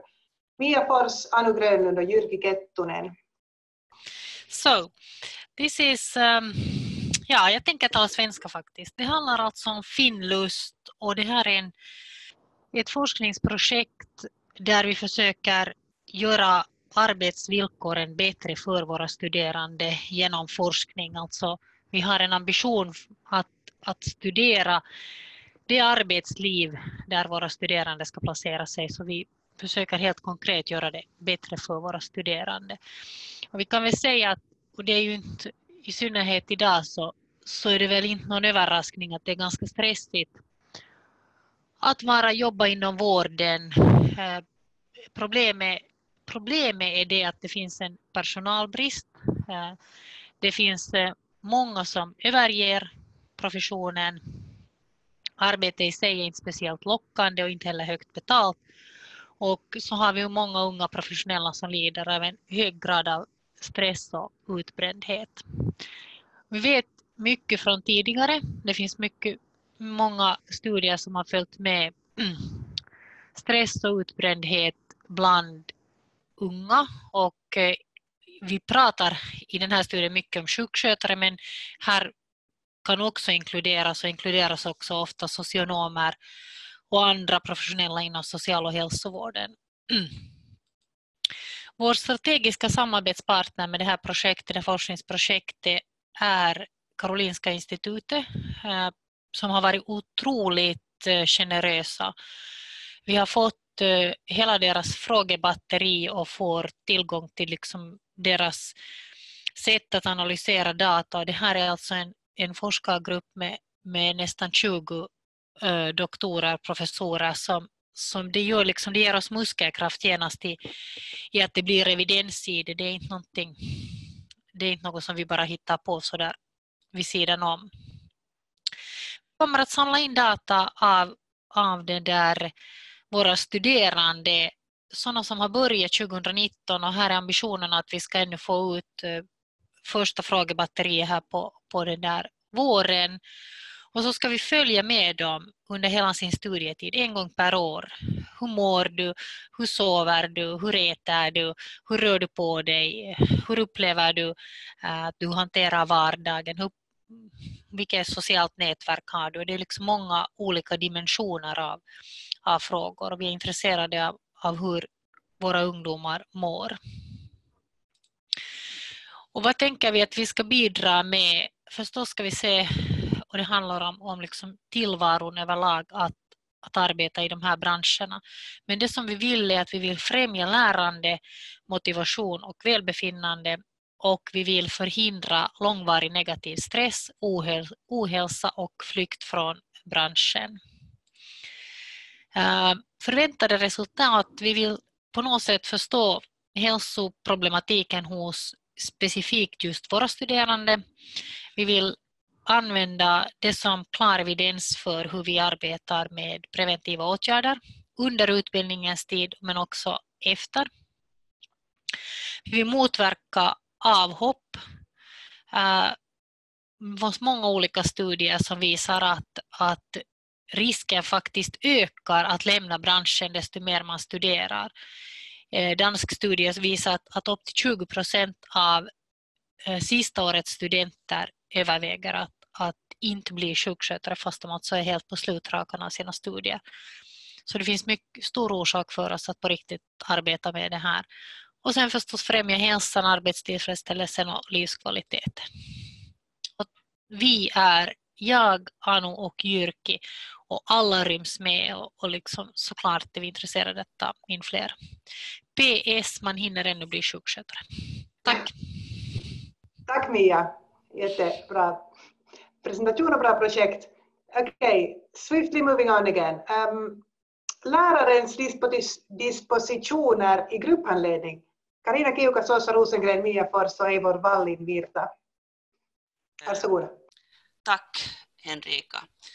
Vi är alltså 4 personer som har sysselsatt oss med att också titta på lärarens dispositioner i grupphandledning med fokus på fördjupade läroprocesser. Det är ju så att handledarrollen växer i dagens lärarskap. Det är någonting som vi behöver sätta mera fokus på när vi tänker på hur vi ska utveckla undervisningen överlag. Vad är handledning hos oss och hur kan vi utveckla den handledning som vi erbjuder till våra studenter? På institutionen för hälsa och välfärd och vård så har vi jobbat i många år med grupphandledning som koncept när det gäller examensarbeten både på bachelor- och masternivå. Och nu med lång erfarenhet så har vi kommit fram till att vi behöver använda oss av olika metoder för att gå djupare in i att vad är det vi riktigt håller på med när vi handleder. Det vill säga det finns skäl att både mellan kollegorna, handledarna reflektera över det här men också få studentens perspektiv på den handledning man får och därmed kunna utveckla de koncept vi har. Vi har använt oss av det här teorigrunden som omfattar lärardispositioner och man kan kort säga att det handlar om pedagogisk hållning som tar sig olika uttryck i beteende eller handlingar gentemot en student som man handleder. Vi har i det här skedet valt att fokusera på just grupphandledningen. Vi har tidigare gjort studier som har fokuserat på masterstudenter. I det här skedet så försöker vi titta på det som sker med bachelorstudenterna. Dispositionerna som redan är identifierade kan ni se i följande figur. Jag kommer inte att här gå närmare in på de här olika dispositionerna, men som ni ser det kan handla om till exempel att designa situationen, alltså att tillrättalägga handledningssituationen så att vissa saker kan hända i den här handledningssituationen. Till exempel det att man ser till att man får en sån handledningssituation där alla gruppmedlemmar kan vara aktiva och presentera eller tillsammans reflektera och opponera sina arbeten och så vidare. Ett annat exempel som vi kan ta från den här cirkeln är expertrollen som vi som lärare kanske kan vara ganska vana att använda oss av. Det vill säga vi går in i innehållet och till och med då i en handledningssituation håller en liten miniföreläsning kring en viss substans som vi tycker att är meningsfull just i den situationen. I den modell vi nu jobbar utgående ifrån finns det 7 olika dispositioner och det betyder det att alla de här olika dispositionerna kan vara meningsfulla att använda en handledningssituation. Vilken och hur mycket beror på vilken situationen är och vad studenterna behöver. Syftet med det här projektet är alltså det att undersöka vilka olika lärardispositioner som förekommer i vår grupphandledning för tillfället och att samla in material både från handledare och studenter så att vi sen kan jämföra och använda det som reflektionsmaterial. Vi håller som bäst på att samla in material från handledarna genom fokusgruppsintervjuer och det har varit jättefina situationer där redan i själva datainsamlingssituationen hade uppstått reflektion kring vad det här betyder att handleda och hur man själv använder sig av de här dispositionerna. Meningen är alltså att göra en analys på dels lärarnas reflektioner, sen på studenter, samla in material på hur studenterna ser på det här och i slutändan är det förväntade resultatet att det ligger som grund för att utveckla de koncept vi redan har kring grupphandledning och att få en djupare förståelse för handledningen överlag. Det här är alltså ett långdraget projekt. Vi har än publicerat några gånger kring det här och det verkar väcka stort intresse också internationellt just nu, även om till exempel den här teorigrunden med dispositioner har ganska många år på nacken, så att vi är väldigt ivriga med det här och hoppas att andra kan vara intresserade av det också. Tack så mycket. Tack Carina och ni andra. Jättebra. So, we go over to Minna Stenius Store Ståhl and Mia Ekström. Motivation and perceptions of knowledge. Okay, let me start since I know that we are sort of short on time. This project relates to really Ture's doctoral thesis, which has to do with the different types of knowledge perceptions. So the point is, Ture has been studying different kinds of knowledge perceptions or epistemic beliefs, as he calls them, but that has to do with how students understand knowledge. And I'm a motivation researcher, and I'm interested in understanding what drives our students and whether they are autonomously motivated or whether their motivation is more controlled. And why is this important? In this little study that we are presenting here, Ture will then show the results that we've been looking at different types of motivations and how they might be related, how they might be different when students launch their studies as regards to whether their studies are more sort of soft or hard sciences, and he will go into that. But I'm more into the motivation part, and I've kind of forced myself into his project because I think what he does is very interesting, and what I do is closely related to that. I.e., why does motivation matter? And not just whether you are motivated, but how you are motivated. What sort of underlies your motivation? And there are different types of motivations. And most importantly, and I'm just going to go through this big sort of larger categorical difference, being autonomously motivated, that is that you have self-selected what you are doing. You're doing something because you know why you're doing it and you find it either interesting, ideally interesting, but almost as importantly, if you find something that you do inherently important, that it's personally important for you, then we can say that you're autonomously motivated. You endorse your behavior. You do it because you think it's important for you. The opposite side would be control motivation, that you're doing because you want to have something else. The purpose of why you're doing something is to gain something else, for instance, good salaries or good reputation, or because you feel that it's socially expected of you. So those types of motivations would be controlled. So what we have done in this study, we've looked now, this is very initial first sort of snapshot kind of a thing. We've looked at different types of student groups at Arcada and their reasons why they have selected to study at Arcada. And now I'm going to give it over to Ture to continue. Yes. Okay. Thank you, Minna. Actually, the heading is a bit misleading because it says in the program that Elina sent, because we actually didn't find any connection between motivation types and perceptions of knowledge or epistemic beliefs.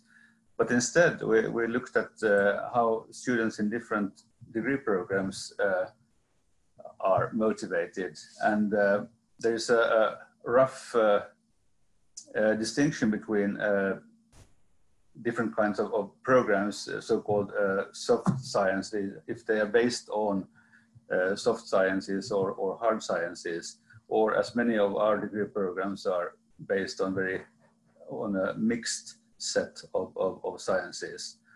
And there we could see that regarding autonomous motivation, there are significant differences actually between students in soft science-based degree programs and hard science-based degree programs, such that those in the soft science degree programs are more autonomously motivated. And then again, regarding the control motivation, there was actually no significant differences. In general, we could see that the students are quite much rather strongly autonomously motivated. The scale was from 1 to 7, so you can see that they are basically very much at the top. But then also, and then something about the relevance, acknowledging that motivation or motivation profiles are different across degree programs is perhaps important to acknowledge. And then, of course, motivation, as Minna said, motivation is crucial for study progress and timely graduation. This is very good. Wonderful cooperation here. The next one is Leonardo, and the verification of users via static signatures. So yes, I have the verification of users via handwritten signatures or static signatures using extreme learning machines. This was a work that was presented last year in the Extreme Learning Machines conference in China. So I came back a bit earlier to avoid the issues with the coronavirus. I hope I was healthy. And then it was done in collaboration with Anton and Kai Mikael and Amaury Lendasse at the University of Houston. So our main motivation is that we wanted to classify between real and fake signatures or forgeries. And the point is that, you know, handwritten signatures are still used as biometric feature for identity verification in some countries. And then automatic detection of user is useful to avoid fraud. And it's very challenging because users usually never give thousands of signatures, so you can rely on a simple machine learning algorithm. Here I have an example of 2 different data sets that you can find in the scientific community. So what we have done is that we use these data sets and we only extract the genuine signatures. And then we use some feature extraction techniques with different neural networks. And we use a new ELM Python library that was developed by Anton and other people, including myself, to build a continuous classifier with the features that we obtain from the networks that we have trained. So this is some scheme from the idea. The idea is that you have a data set here. You can add new information and you don't lose the information of the previous classifier. This is a new state of the art called continual learning, so that you can train algorithms that are not going to forget the information that they used before they were trained. And here is some mathematical justification. The idea is that the algorithm use some technique to build the matrix, so you can add more layers in the matrix. So you can use this technique to continuously train classifiers. So in order to obtain features, we use something called Inception Network. That is a big network, Inception 21K. So it's composed of different type of layers, convolutional layers, pooling layers. But also we train some particular layer network called SIGNET and SIGNET SPPP. SPPP stands for Spatial Pyramid Pooling, which means that we are able to differentiate, to extract the features of the different signatures by reducing the size or keeping the size by using this spatial pyramid pooling technique. So we extract the features for the signatures and we save it in NumPy files for reading. And then what we have done, we build a whole workflow when we use the chunk of users to train the initial data here. So in the first step, we train an ELN model. And then in the second step, we start to test our model by adding new users by chunks of different sizes. And then the model is retrained. But then in the third step, we build a validation step by ranking the results of one feature for each user. And then we say if we accurately say that it belongs to the user specifically, we just go to a rank 3 or the top 5 or top 10. So it means that how far are we from classifying that specific user. And then in the next step, the data that we use is send it back to the model. So it means that we can train this model infinitely. And if new users are coming, we don't lose the information or the accuracy of our model. If a previous user wants to add more signatures to the system, we can do that as well. So these are the results with the 4 different networks. So it means that Inception 21 here, the results are pretty similar, and actually the accuracy in the top 10 it goes around 90%, but actually it can reach quite high standards in comparison to the state of the art. Top 1 is still very low, but it's actually, this is a very complicated problem, so it's very comparable to the state of the art, but at the same time, our algorithm is so good that we can, use it. And here is like the top 1 percentage, around 25%, using 4,000 neurons for ELN model, but in the top 10 is almost 95% of accuracy. So combination is the state of the art for ELM. Verification of static signature is very efficient with our model, and we can incorporate it in mobile applications. So it means that we can use it in the future for bank application or smartphone or digital contract we have signed. And we have very future research ideas. We want to explore, including skill forgeries, train more networks, and so on.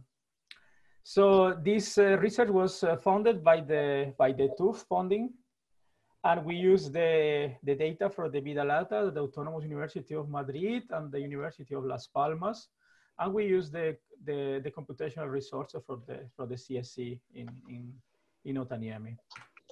So thanks for your attention. I hope it wasn't so fast, and I hope you grasped some ideas. I know we have some limits. Thanks, Leonardo. Very timely research here. Let's then continue to Magnus Westerlund, Jon Wikström, and Göran Pulkkis with Internet of Things, and see if Mirja comes. I assume you can hear me? Yep. And you can see my slides too? Yes. Great, let's start. So hello, my name is Jon Wikström. I'm accompanied by Magnus Westerlund and Göran Pulkkis to give you a brief presentation of our ongoing research into how blockchain technology could be used to solve prominent IoT issues. Let's start with a few definitions. Distributed ledger and blockchain technology, what are they? Well, a distributed ledger, or DL for short, is an immutable database of hash-linked and digitally signed data records. Stored data records are always accessible and non-erasable. Blockchain technology is a well-known implementation of distributed ledger technology. There, transactional data is stored in interlinked blocks from which features can be extracted and validated by analyzing the entire chain history. The security and stability of blockchains grows with each new validating node in the system. Let's continue on to the Ethereum blockchain and smart contracts. Ethereum is the second most popular blockchain available, only after Bitcoin, and offers something most alternatives don't, the execution of code via smart contracts.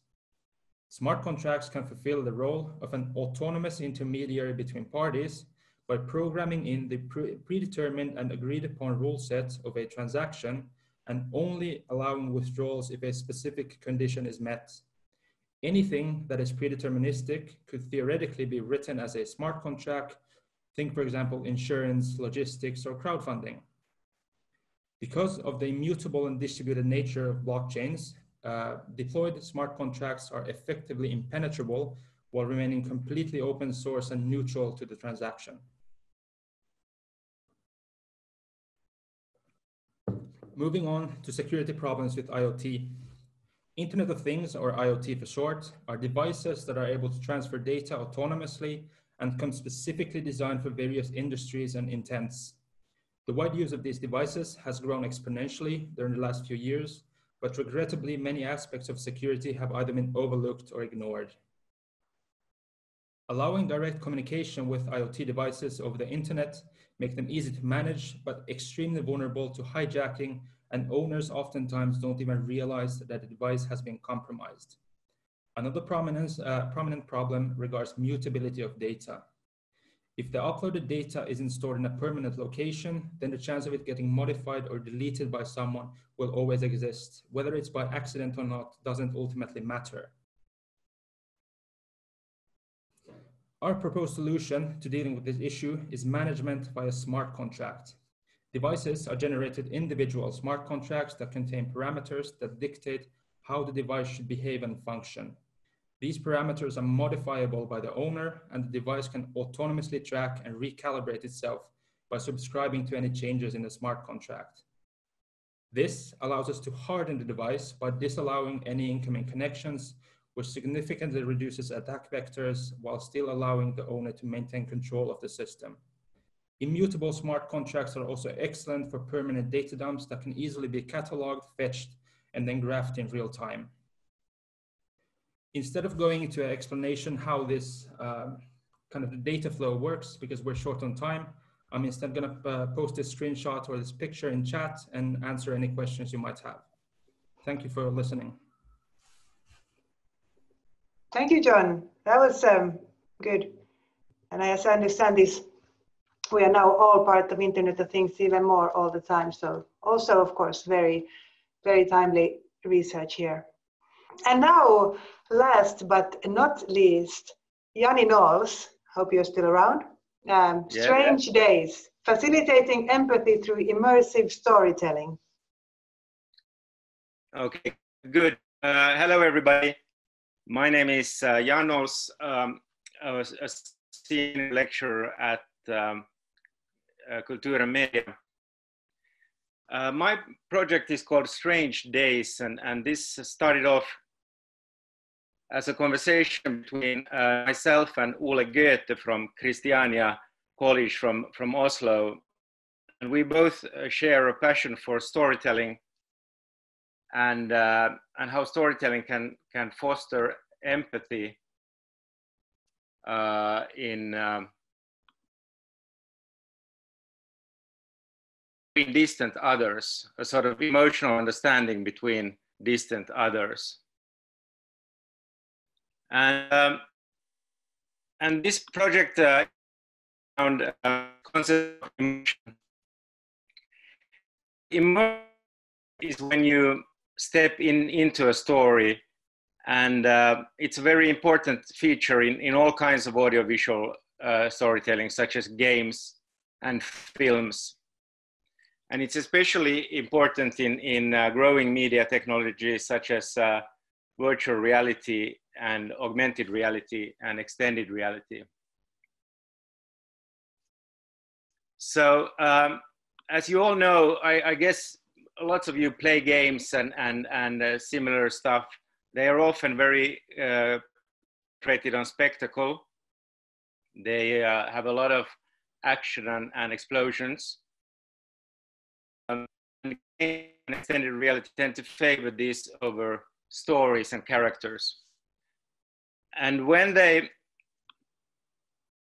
have like stories, they often favor first-person point of view, which, for example, in this example from Grand Theft Auto, it greatly enhances immersion. But therein lies the problem. Because these kind of games and products do not foster empathy. And myself and many others believe that this is important to create empathy between others. And the question in this research is how to increase it. So, so I believe that that you can do it also in these kind of extended virtual reality environments. And this research wants to explore how to do it. And we want to focus on human experience and not technology. And also focus on immersive storytelling in virtual reality as an artistic challenge, not a technological one. Because I tend to feel that a lot of the times it's always about focusing on technology.